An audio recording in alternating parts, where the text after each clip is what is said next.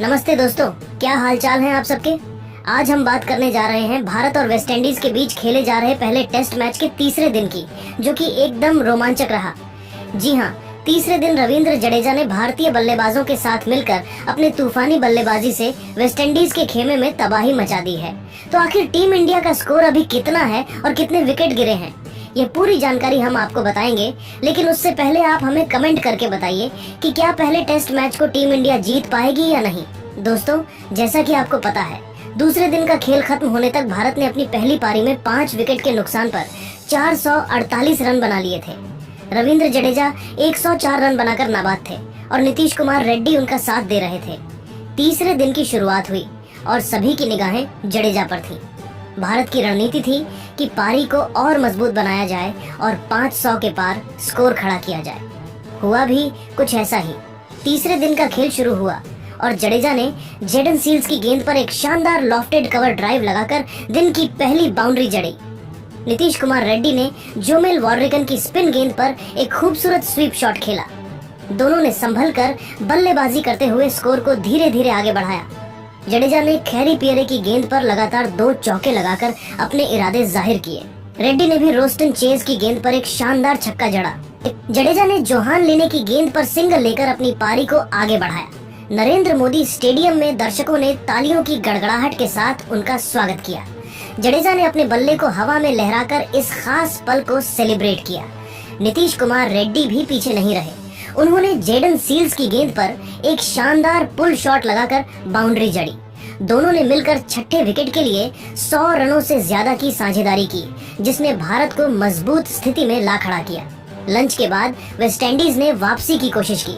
जोमेल वॉर्रिकन ने नीतीश कुमार रेड्डी को 48 रनों पर आउट किया, जब उनकी गेंद पर शाई होप ने एक शानदार कैच लपका। इसके बाद कुलदीप यादव मैदान पर आए। कुलदीप ने आते ही आक्रामक रुख अपनाया और खैरी पियरे की गेंद पर एक शानदार छक्का लगाया। लेकिन जेडन सील्स ने जडेजा को आउट करने की कोशिश की, पर जडेजा ने उनकी गेंद पर एक ऊंचा लॉफ्टेड शॉट खेलकर दोहरा शतक पूरा किया। जडेजा का यह टेस्ट करियर का पहला दोहरा शतक था, जिसमें 15 चौके और 8 छक्के शामिल थे। दर्शक खड़े होकर तालियां बजा रहे थे। जडेजा ने टीममेट्स के साथ हक करके खुशी जाहिर की। इसके बाद कुलदीप ने जडेजा का साथ दिया।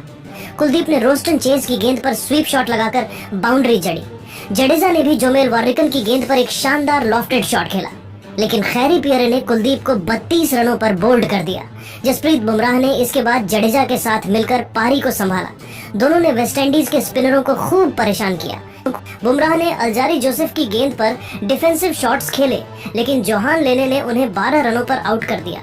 मोहम्मद सिराज ने जडेजा का साथ दिया और आक्रामक बल्लेबाजी की।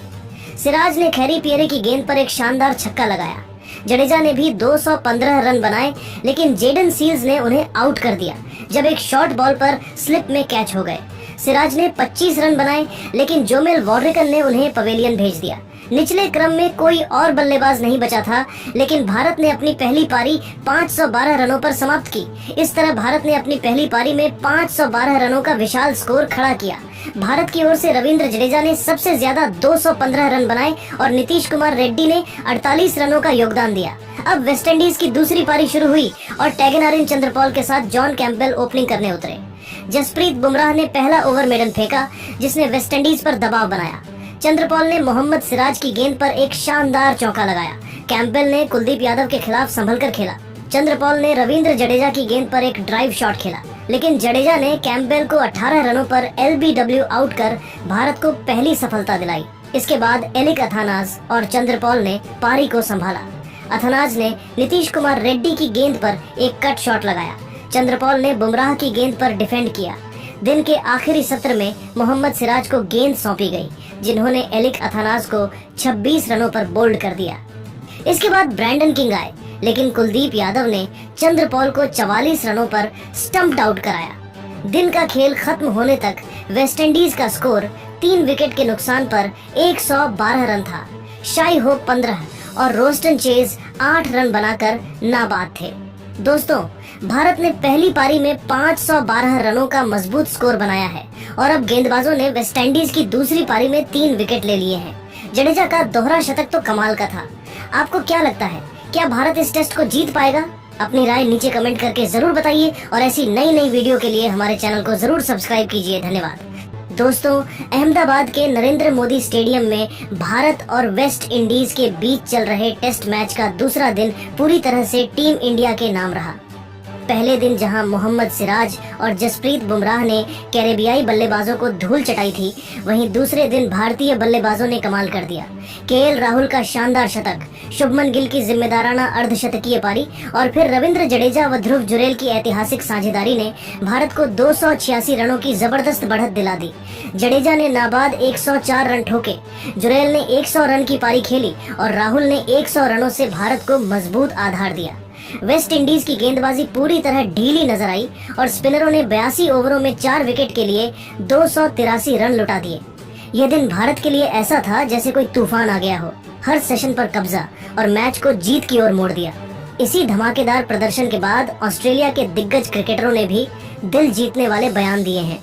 जी हाँ, Ricky Ponting, Pat Cummins, David Warner, Adam Gilchrist और शेन वॉटसन जैसे महान खिलाड़ियों ने टीम इंडिया की तारीफों के पुल बांधे हैं। तो इस वीडियो को अंत तक जरूर देखें और अगर आप भी टीम इंडिया के फैन हैं तो लाइक, शेयर और सब्सक्राइब करना न भूलें। दोस्तों, चलिए अब डिटेल में देखते हैं कि दूसरे दिन क्या क्या हुआ। सुबह खेल शुरू होने पर भारत का स्कोर रात के समय 121 रन 2 विकेट के नुकसान पर था और केएल राहुल 33 व शुभमन गिल क्रीज पर थे। वेस्ट इंडीज के गेंदबाजों ने शुरुआत में टाइट लाइन रखने की कोशिश की, लेकिन राहुल ने धैर्य से खेलते हुए पिच की बाउंस को अच्छे से समझा। उन्होंने क्लासिक ड्राइव्स लगाए और 190 गेंदों पर अपना 11वां टेस्ट शतक पूरा किया। ये भारत की सरजमीन पर उनका 7 साल बाद का पहला शतक था। क्या कमबैक! राहुल ने बंडकट को पीछे छोड़कर 2025 के सबसे ज्यादा रन बनाने वाले टेस्ट ओपनर का रिकॉर्ड भी अपने नाम किया। लंच तक भारत 218 रन 3 विकेट के नुकसान पर पहुंच गया। बढ़त 56 रनों की हो चुकी थी।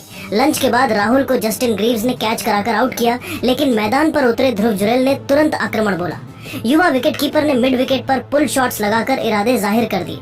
फिर रविंद्र जडेजा का प्रवेश हुआ और बस फिर तो स्टेडियम में तालियों की गड़गड़ाहट मच गई। दोनों ने 206 रनों की साझेदारी की, जो मैच का टर्निंग पॉइंट साबित हुई।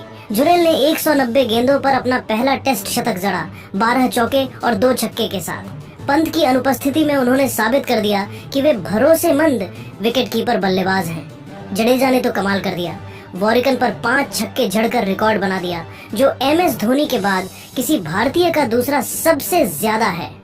उन्होंने 104 रनों की नाबाद पारी खेली, जिसमें आक्रमण और रक्षा का शानदार मेल था। टी ब्रेक तक भारत 326 रन 4 विकेट के नुकसान पर था, बढ़त 164 रनों की। चाय के बाद जुरैल आउट हो गए, लेकिन जडेजा व वॉशिंगटन सुंदर ने सावधानी से खेलते हुए स्कोर को 427 रन 4 विकेट के नुकसान पर तक पहुंचा दिया। दूसरे दिन के स्टंप्स पर भारत 286 रनों से आगे था। वेस्ट इंडीज के लिए अब तो वापसी नामुमकिन लग रही है। 3 शतक, 4 50+ और हर सेशन पर दबदबा। यह था भारत का धमाका। अब बात करते हैं ऑस्ट्रेलिया के दिग्गजों की। टीम इंडिया के इस प्रदर्शन ने न सिर्फ भारतीय फैंस का दिल जीता, बल्कि ऑस्ट्रेलियाई दिग्गजों ने भी खुलकर तारीफ की।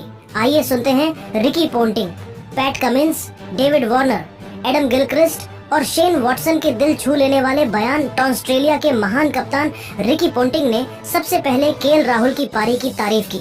उन्होंने कहा, राहुल का शतक देखकर लगता है कि टेस्ट क्रिकेट की असली क्लास क्या होती है।